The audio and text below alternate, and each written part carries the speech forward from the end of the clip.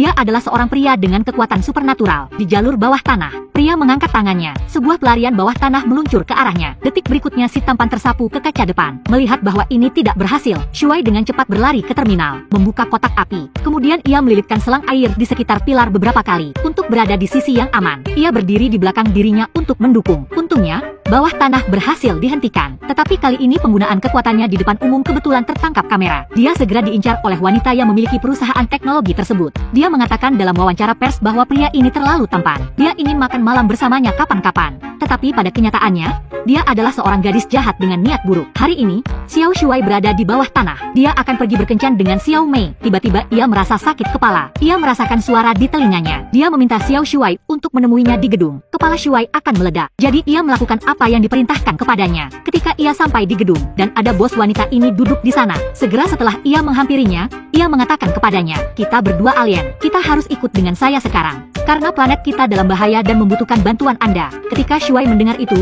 dia berbohong padaku. Dia berbicara dengan aksen bumi dan berbohong kepada saya bahwa dia adalah alien. Xiao Shuai tidak mempercayaiku. Setelah mengatakan itu, ia ingin pergi. Bos wanita itu melihat bahwa ia tidak mendengarkannya. Saya harus melakukannya dengan cara yang sulit. Ia mengirim lebih dari 100 orang. Dia ingin menyerangnya. Tapi Xiao Shuai bukan orang biasa. Anak buahnya bukan tandingannya. Mereka semua diurus dalam sekejap. Melihat Xiao Shuai tidak bisa menghentikannya, bos wanita itu kemudian melakukan langkah yang buruk. Dia menemukan bahwa Xiao Shuai dan Xiao Mei memiliki hubungan khusus. Jadi dia menemukan perusahaan Xiao Mei. Kemudian dia menggunakan robot untuk menyalin DNA Xiao Mei. Lalu ia membuat pertandingan 1 lawan 1 palsu. Xiao Shuai kembali ke rumah. Ketika ia pulang ke rumah, ia bertanya kepada orang tuanya, apakah saya yang asli atau tidak? Dan seperti yang diharapkan, saya bukan yang asli. Mereka menjemputnya di pinggir jalan. Ayah membawanya ke gudang. Ia mengangkat penutup. Di dalamnya ada kapal luar angkasa yang telah dibangunnya ketika ia datang ke bumi. Saat ia mendekatinya, dia memicu video prarekaman ayahnya. Ternyata Marshall berasal dari planet Narmek. Ia terlahir dengan tulang yang menakjubkan, bakat sekali dalam 1 abad.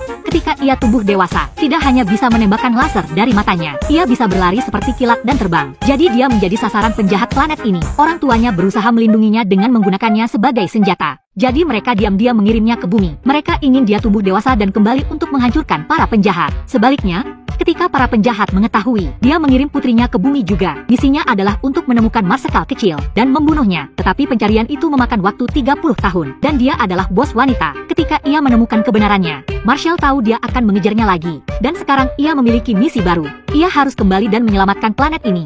Dia kebetulan menemukan baju Superman yang ditinggalkan ayahnya di kapal. Tetapi ia menyadari bahwa ia tidak bisa terbang. Jadi, orang tuanya masuk ke dalam mode pengajaran. Jadi mereka menyuruhnya menggunakan sayapnya untuk melompat turun dari gedung. Dan benar saja, ia berjalan pergi dengan damai. Ini adalah akhir dari film. Itu tidak mungkin.